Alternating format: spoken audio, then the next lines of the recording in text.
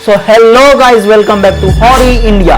सो आज मैं लेके आ रहा हूं एक नई स्टोरी, एक नई हॉरर स्टोरी, हवेली की सांसें। सो हाँ, मेरे चैनल पे बने रहने के लिए लाइक शेयर सब्सक्राइब जरूर करना और हाँ, मेरे इंस्टाग्राम पेज को फॉलो करना मत भूलना। So let's go guys.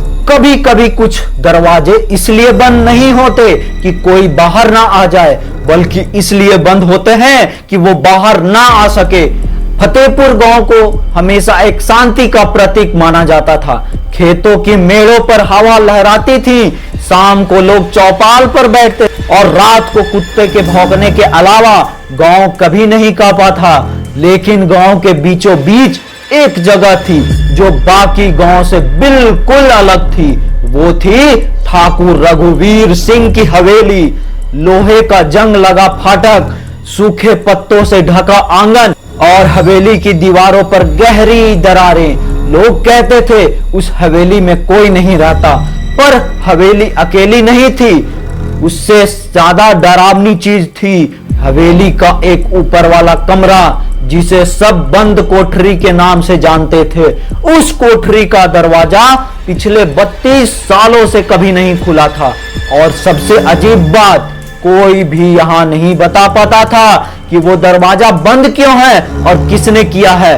Fatehpur से 6 किलोमीटर दूर था श्रीपुर गांव, छोटा सा एक कस्बा, कुछ कच्चे मकान और बीच में एक पुराना पीपल का पेड़। श्रीपुर और फतेहपुर के बीच एक बात कॉमन थी, दोनों गांव उस हवेली से डरते थे। श्रीपुर वाले कहते थे अंधेरे में हवेली की खिड़कियों में एक औरत दिखती है, तारों जितनी दूर, पर उसकी चीखें पास में सुनाई देती है। फतेहपुर वालों का कहना था हवेली के कमरे में रात को कोई चीखता है, जैसे कोई भारी चीज घसीट रहा हो।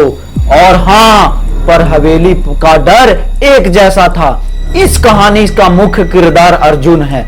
फतेहपुर का एक 22 साल का लड़का आजकल शहर में पढ़ रहा था। लोगों की तरह विश्वासी नहीं था, लॉजिक पर काम करता था, साइंस में विश्वास रखता था। छुट्टियों में 2 महीने के लिए अर्जुन घर आया था। श्रीपुर में उसकी नानी रहती थी।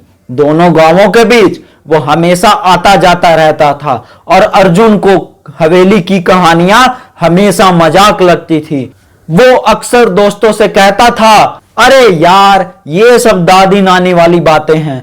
अगर हवेली में कुछ होता तो पिछले 32 सालों में किसी ने क्यों नहीं देखा। उसे क्या पता था उसकी जिंदगी अब सबसे डरावना सच सामने आने वाला था।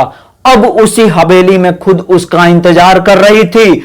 एक शाम अर्जुन अपनी बाइक से श्रीपुर जा रहा था। सूरज ढल चुका था, हवा में ठंड बढ़ रही थी। हवेली की सड़क बिल्कुल किनारे थी, उसी के सामने रास्ता जाता था। जैसे ही अर्जुन पास पहुंचा, उसे अचानक ब्रेक लगा दिया, क्योंकि हवेली की ऊपर वाली खिड़की में एक चेहरा दिखा, बहुत पीला, बहुत लंबे बाल और बिल्कुल बिना पल के झपकाए अर्जुन को देखते हुए।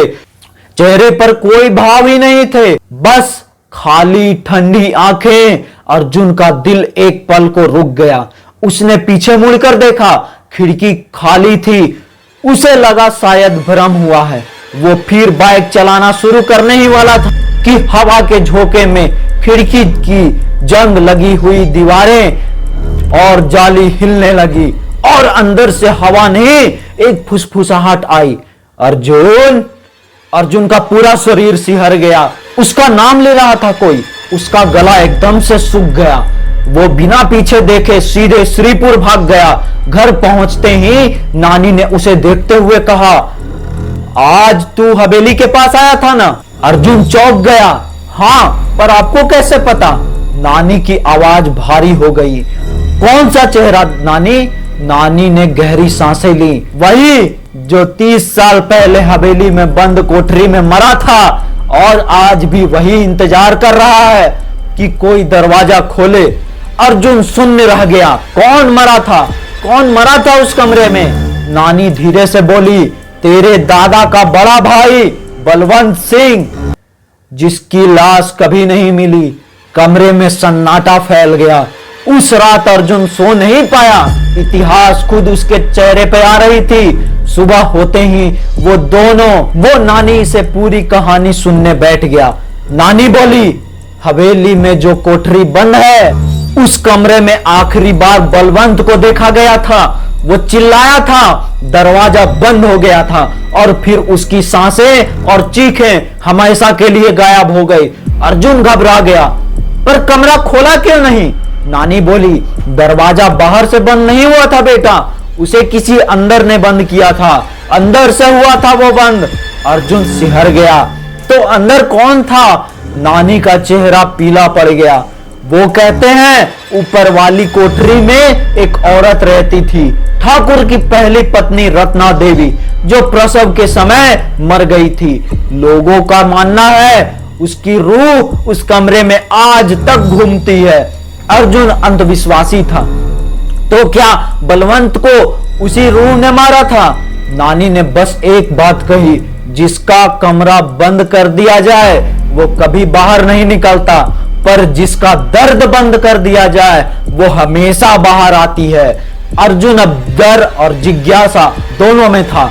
यह सोचता रहा, क्या मेरा चाचा सच में उस कमरे में कैद था? क्या उसका भूत अभी भी वहां है? उसने ठान लिया, वह हवेली जाएगा, चाहे कुछ भी हो जाए। उसी शाम वो अपनी दोस्त समीर को लेकर गया।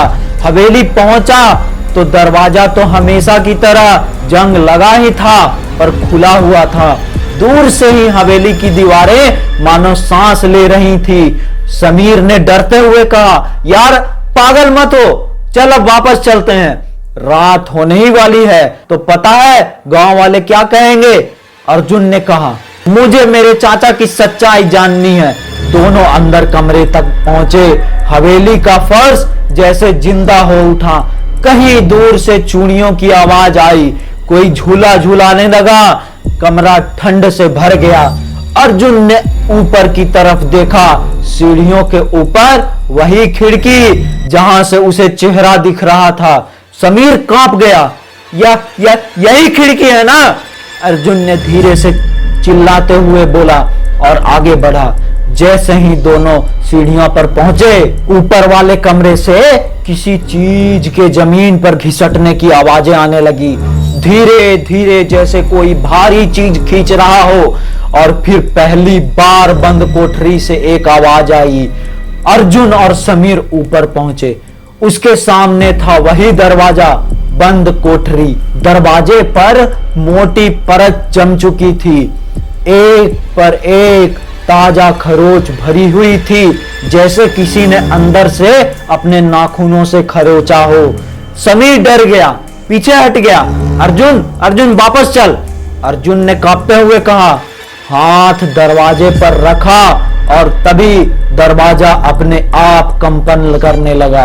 अंदर से एक धीमी आवाज आई, अर्जुन दरवाजा मत खोलो। ये आवाज उस औरत की नहीं थी जिसे लोगों ने भ्रम बनाए रखा था। ये आवाज एक आदमी की थी और अर्जुन को वो आवाज जानी पहचानी लग रही थी। अर्जुन ने कांपते हुए कहा, कौन है अंदर? अंदर से बाहर आ। अंदर से आवाज आई, मैं बलवंत तेरा चाचा, मैं बलवंत तेरा चाचा। समीर चीख पड़ा, अर्जुन पीछे हट जा। दरवाजा हिला, लोहा कांपा और हवा में खून की गंध भर गई।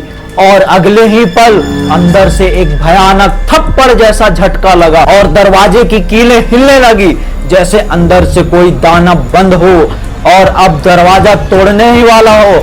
अंदर से गूंजा, अर्जुन दरवाजा खोल दे, मुझे बाहर आना है। हवेली के किनारे का असली सच, बलवंत का गायब होना, रत्ना देवी की मौत और उसका बदला हुआ शरीर, और उससे सबसे डरावना मोड़, कोठरी के अंदर असल में कौन है, ये हम देखेंगे अगले पार्ट में।